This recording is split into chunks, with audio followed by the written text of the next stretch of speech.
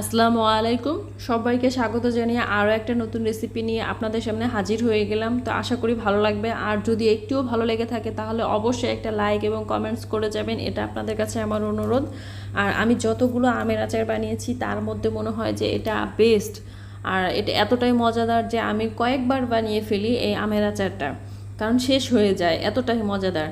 তো এখানে 1 কেজি হচ্ছে কাঁচা আম নিয়েছি, আর আমগুলো ভালোভাবে পরিষ্কার করে ধুয়ে এরকম খোসা ছাড়িয়ে নিয়েছি। খোসা ছাড়িয়ে নেওয়ার পরে কিন্তু আমি আর পানি দিয়ে ধুবো না। তো এখন আমি এগুলো ছোট ছোট কিউব করে কেটে নিয়েছি, মাঝখানে আঁটিটা ফেলে দিয়ে। তো যার যেরকম ইচ্ছে কেটে নিতে পারে, তাতে কোনো সমস্যা নেই। এখন এর মধ্যে মেজারমেন্ট কাপের 2 কাপ চিনি দিয়ে দিচ্ছি। আমি টক জাল মিষ্টি টাইপের করবো বিধায় 2 কাপ দিয়েছি। আর কেউ যদি আরেকটু বেশি মিষ্টি খেতে চায় তাহলে কিন্তু চিনির পরিমাণটা আরেকটু বাড়িয়ে দিতে পারে। তো আমি আর বাড়িয়ে দিব না, আমি একটু টক টক থাকবে তাও ভালো লাগে। তো এখন এর মধ্যে অল্প একটু লবণ দিয়ে দিচ্ছি। এখন চিনি, লবণ আর আমের সাথে ভালোভাবে মাখিয়ে ঢাকনা দিয়ে ঢেকে 10 থেকে 15 মিনিটের জন্য রেখে দেবো। এরই মধ্যে আমি মশলাটা রেডি করে নেব। তো এখানে 3 চা চামচের মতো পাঁচফোড়ন নিয়েছি, আর 3-4টা শুকনো মরিচ নিয়েছি। এটা আমি 2টা কাজে লাগাবো বিদায় আমি একবারে নিয়ে নিয়েছি। তো এখান থেকে আমি অর্ধেকটা আচারের মধ্যে দেবো, বাকি অর্ধেকটা রেখে দেব। তো একটা প্যানের মধ্যে আমি মেজারমেন্ট কাপের হাফ কাপ সরিষার তেল দিয়ে দিয়েছি। হাফ কাপ থেকে একটু বেশিও হতে পারে। তো এখানে 1 টেবিল চামচ রসুন কুচি, আর একটা তেজপাতা, দারচিনি, 2টা এলাচ দিয়ে দিচ্ছি। এগুলো দিলে সুন্দর একটা স্মেল আসে। আর দেখুন এদিকে পানিটা কিন্তু অনেকটা ছেড়ে দিয়েছে আম থেকে, আর চিনিটা যদিও পুরোপুরি গলেনি। তো এখন আমগুলো দিয়ে দিচ্ছি, আমগুলো দিয়ে ভালোভাবে নেড়ে চেড়ে নিচ্ছি। এতেই চিনিটা আরও গলে যাবে, যে একটু বাকি ছিল সেটাও কিন্তু গলে যাবে। তো এখন এর মধ্যে আমি দিয়ে দিচ্ছি 1 চা চামচ হলুদ গুঁড়ো, আর মরিচ ঝালটা আমি একটু কমিয়েই দিচ্ছি। মরিচ দিয়ে দিচ্ছি হাফ চা চামচের মতো মরিচ দিয়ে দিচ্ছি, আর লবণ দিয়ে দিচ্ছি অল্প একটু। যেহেতু আগে আমি লবণ দিয়েছি, আগে কিন্তু খেয়াল রাখতে হবে, যেহেতু আগে লবণ দিয়েছি এখন কিন্তু হিসেব করে লবণটা দিতে হবে। আর দিয়ে দিচ্ছি হাফ চা চামচ জিরার গুঁড়ো।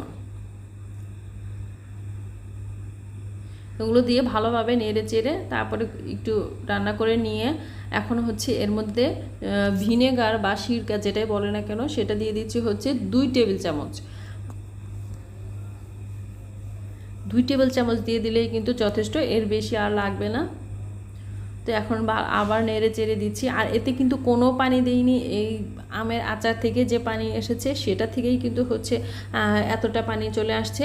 আর চুলার আঁচটা আমি প্রথম পর্যায়ে মাঝারি আঁচে রেখেছিলাম, তারপরে মাঝারি আঁচ থেকে একটু কমিয়ে তারপরে রান্নাটা করে নিচ্ছি। এখন আমি যে পাঁচফোড়নটা করে নিয়েছিলাম সেখান থেকে অর্ধেকটা, মানে 1.5 চা চামচের মতো হবে, যেহেতু আমি 3 চা চামচ পাঁচফোড়ন নিয়েছিলাম। তো সেখান থেকে তাহলে যদি অর্ধেকটা দিই তাহলে 1.5 চা চামচের মতো পাঁচফোড়ন দিয়ে গুঁড়িটা দিয়ে দিচ্ছি। দিয়ে তাহলে এরকম চেপে চেপে আমটা গলিয়ে নিচ্ছি। যেহেতু আমটা সিদ্ধ হয়ে গিয়েছে, তো আমটা এরকম চাপ দিলেই কিন্তু গলে যাবে।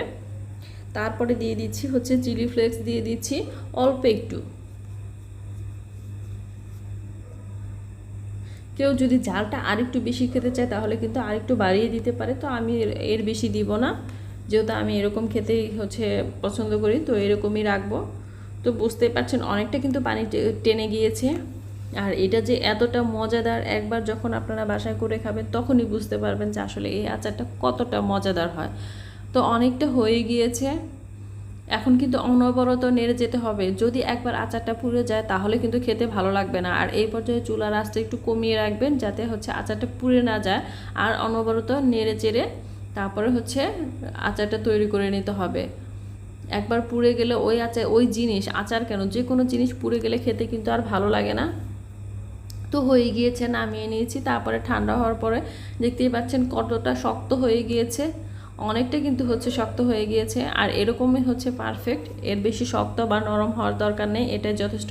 আর যেহেতু এই আচারটা আমি একদিনে খাবো না, এটা অনেক দিনই রেখে তারপরে খাবো, এর জন্য হাতটা কিন্তু আগে প্রথমে পরিষ্কার করে ধুয়ে নিয়ে তারপরে চুলার উপরে একটু চুলার আগুনের মধ্যে একটু হাতটা শুকিয়ে নিয়েছি। তারপরে হাতের মধ্যে সরিষার তেল দিয়ে এরকমভাবে আমি লাড্ডুর মতো করে নিচ্ছি।